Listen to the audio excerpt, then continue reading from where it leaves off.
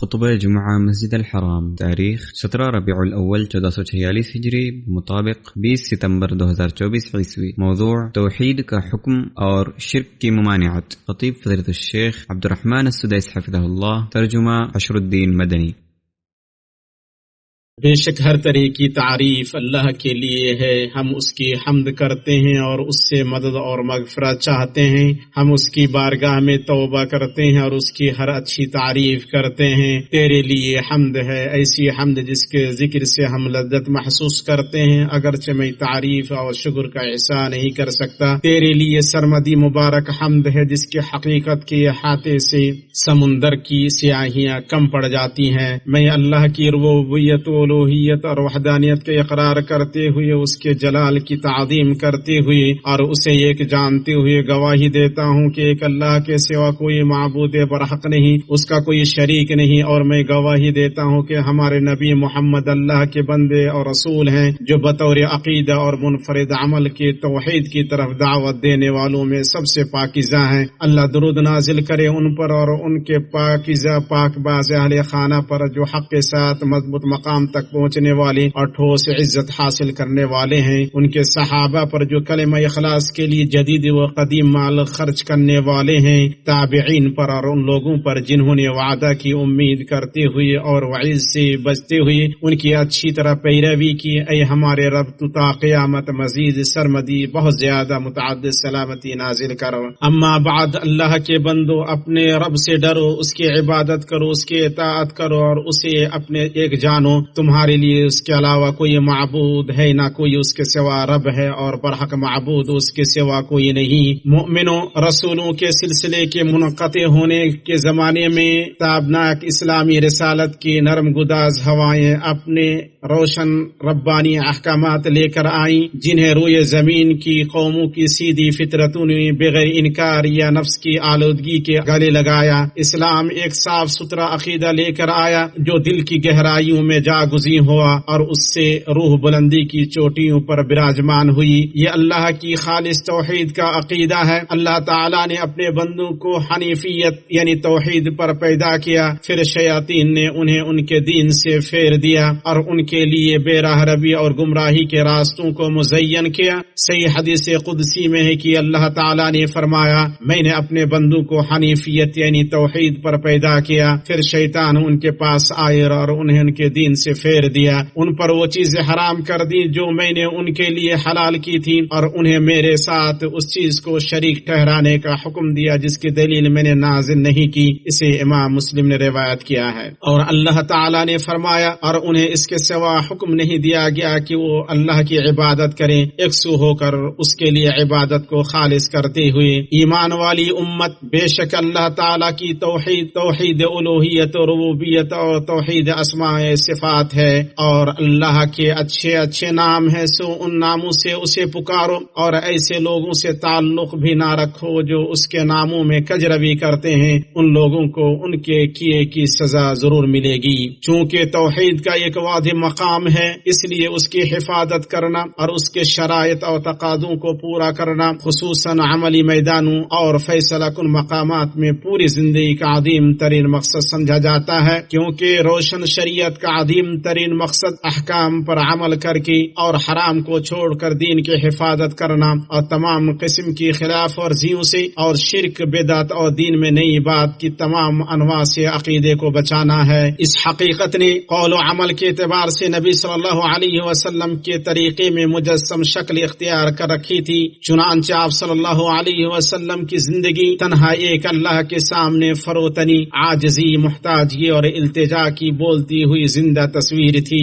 شاعر کا کہنا ہے، اور آپ نے توحید کی کامل ترین تصویر بنائی اور ذہنوں سے ہر گرد کو ہٹایا۔ اس لیے ہماری امید و دعا زبردست غلبہ والی ایک اللہ سے ہے، اس پر ہمارا یقین ہے اور اس کے لیے ہماری وفاداری ہے۔ مسلمانوں، اسلام نے اپنے پیروکاروں کو توحید کی سلامتی، عقیدے کی درستگی اور یقین کی قوت کے ساتھ صرف اللہ پر بھروسہ کرنے، سنت کی پیروی کرنے اور سلف صالح کے طریقے پر کار بند رہنے کی تربیت دی ہے اور انہیں ایسے وہم و گمان اور خیالات سے دور رکھا ہے جو ان کے ذہنوں میں خلل پیدا کریں، ان کے افکار کو آلودہ کریں اور ان کے اندر چیزوں کا تصور ان کے حقائق کے خلاف پیدا کریں، اور اس نے ان تمام چیزوں سے منع کیا ہے جو اس عقیدے کو مخدوش کریں، جیسے کہ مردوں یا ولیوں کا وسیلہ لینا، قبروں اور ان کے عمارتوں کو یا مزاروں یا ان کے گنبدوں کو چھونا۔ حالانکہ کچھ لوگ ان کی طرف سفر کرتے ہیں اور ان سے درجات کی بلندی، مشکلات کے خاتمے،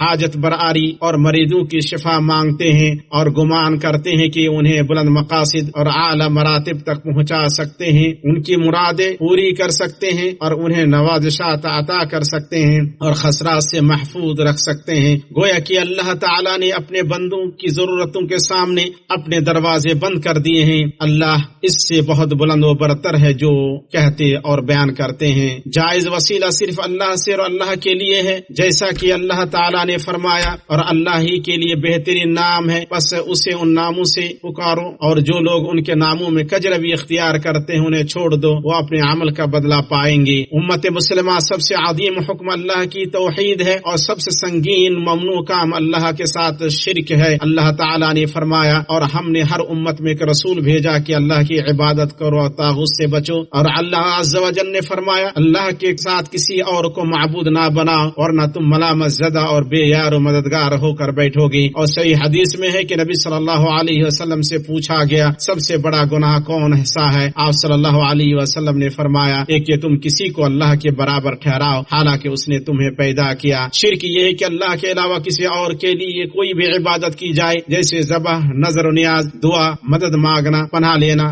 خوف یا امید رکھنا وغیرہ۔ اللہ عز و جل نے فرمایا، اسی کو پکارنا حق ہے، اور جو لوگ اللہ کے سوا دوسروں کو پکارتے ہیں وہ انہیں کوئی جواب نہیں دے سکتے۔ اور اللہ نے فرمایا، اور جنہیں تم اس کے سوا پکارتے ہو وہ تو کھجور کی گٹھلی کے چھلکے کے بھی مالک نہیں ہے۔ اور اللہ تعالیٰ نے فرمایا، بے شک اللہ تعالیٰ شرک کو معاف نہیں کرے گا، اور اللہ نے فرمایا، بے شک شرک بڑا ظلم ہے۔ مسلمانوں، باوجود کہ ہماری امت اسلامیہ بہت سے اطراف میں تلخ صورتحال سے دو چار ہے، اس میں ایسے بدعات و محدثات پھیل گئے ہیں جن سے اہل ایمان شرمسار ہوتے ہیں اور جو اس بات کے مستحق ہیں کہ ہم ان پر افسوس کے آنسو بہائیں۔ اس لیے امت کے لیے اس کے سوا کوئی چارہ نہیں کہ وہ اپنی رفعت و رونق، شوکت و غلبہ اور تابناکی کے اسباب کی طرف لوٹیں، اور یہ صرف سلف صالحین، صحابہ، تابعین رضی اللہ تعالی عنہم کے منہج پر چل کر ہی ہو سکتا ہے۔ صحیحین میں عبداللہ بن مسعود رضی اللہ تعالی عنہ کی حدیث میں ہے کہ نبی صلی اللہ علیہ وسلم نے فرمایا، سب سے اچھے لوگ میرے زمانے کے ہیں، پھر جو ان کے بعد آئیں، پھر جو ان کے بعد آئیں۔ اور عبداللہ بن مسعود رضی اللہ تعالی عنہ نے فرمایا، جسے سنت اپنانی ہو تو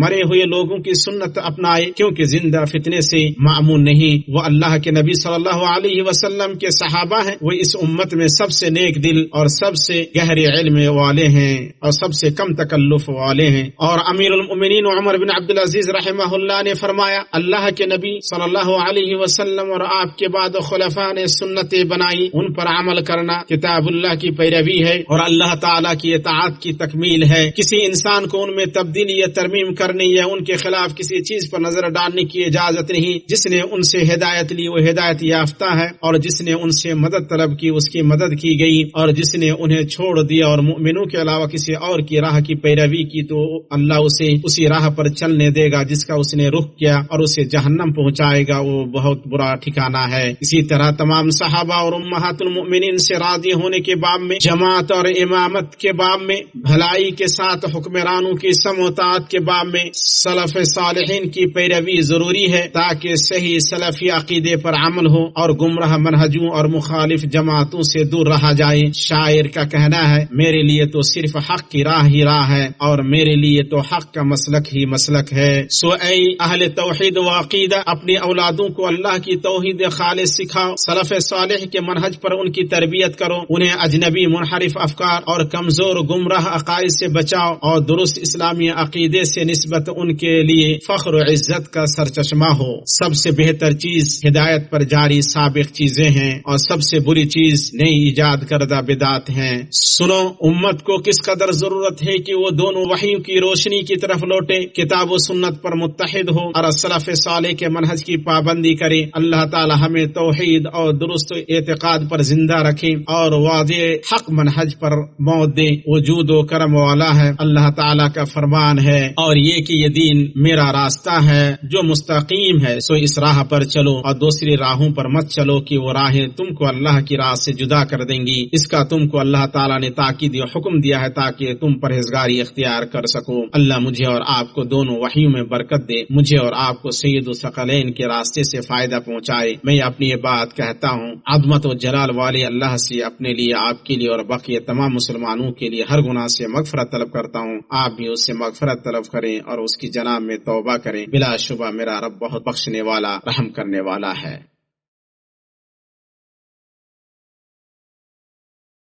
تمام تعریف اللہ کے لیے ہے جو غلبہ و بادشاہت والا ہے، اسی کے لیے خوبصورت نام اور عظیم صفات ہیں۔ میں اس پاک ذات کی حمد کرتا ہوں، اس سے کوئی چیز چھپ نہیں سکتی اور نہ کوئی چیز چھوٹ سکتی ہے۔ میں گواہی دیتا ہوں کہ ایک اللہ کے سوا کوئی معبود برحق نہیں، اس کا کوئی شریک نہیں، ایسی گواہی جو روح کی غذا اور خوراک ہے۔ اور میں گواہی دیتا ہوں کہ ہمارے نبی محمد اللہ کے بندے اور اس کے رسول ہیں۔ اللہ ان پر رحمتیں اور برکت نازل فرمائے، اور ان کے صحابہ پر جو بولنے اور خاموش رہنے میں اخلاص والے ہیں، اور تابعین پر اور ان لوگوں پر جو بدلہ کے دن تک اچھی طرح ان کی پیروی کریں۔ اما بعد، اللہ کے بندو، اللہ کا تقوی اختیار کرو اور اس کی تعظیم کرو۔ یاد رکھو کہ بہترین بات اللہ کی کتاب ہے، اور بہترین راستہ محمد صلی اللہ علیہ وسلم کا راستہ ہے، اور بدترین چیز دین کے اندر نئی ایجادات ہیں، اور ہر بدعت گمراہی ہے۔ مومنوں، اللہ تعالیٰ کی نعمتوں کے اظہار میں سے اس بات کا سراہا جانا ہے کہ یہ مبارک ملک اپنے قیام کے دن سے خالص توحید کا اہتمام کرتا رہا ہے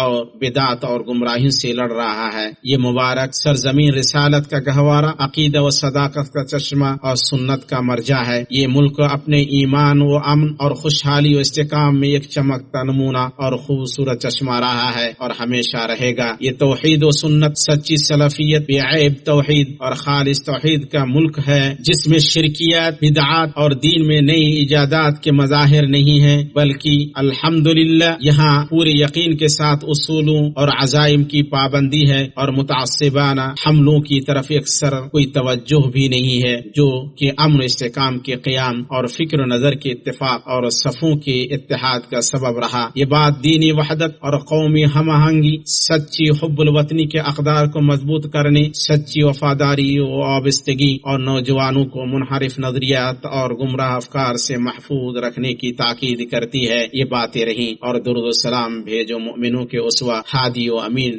نبی مصطفیٰ پر، جنہیں شرع مبین دے کر مبعوث کیا گیا، جیسا کہ اس کا حکم تمہیں رب العالمین نے واضح کتاب میں دیا ہے۔ اللہ کا فرمان ہے، اللہ تعالیٰ اور اس کے فرشتے اس نبی پر رحمت بھیجتے ہیں۔ اے ایمان والو، تم بھی ان پر درود بھیجو اور خوب سلام بھی پڑھتے رہا کرو۔ اے اللہ، درود و سلام نازل فرما ہمارے نبی محمد اور ان کے پاکیزہ پاک باز آل اولاد پر، اور ان کے مبارک روشن صحابہ پر، اور ان کے خلفاء راشدین ابو بکر، عمر، عثمان اور علی پر۔ اے اللہ، تو خلفاء راشدین سے راضی ہو جا، ابو بکر، عمر، عثمان اور علی سے، اور ان سے راضی ہو جا، اور تمام صحابہ کرام اور تابعین سے راضی ہو جا، اور ان لوگوں سے جنہوں نے تا قیامت اچھی طرح ان کی پیروی کی، اور ان کے ساتھ ہم سے بھی راضی ہو جا اپنے احسان و سخاوت اور کرم کے صدقے۔ اے اکرم الاکرمین، اے اللہ، اسلام اور مسلمانوں کو غلبہ عطا کر، دین کے قلعے کی حفاظت کر، اس ملک اور مسلمانوں کے بقیہ ملکوں کو پر امن، پرسکون اور خوشحال بنا۔ اے اللہ، ہمیں ہمارے ملکوں میں امن سے نواز، ہمارے سربراہوں اور حکمرانوں کو توفیق سے نواز، اور حق و درستگی سے ہمارے امام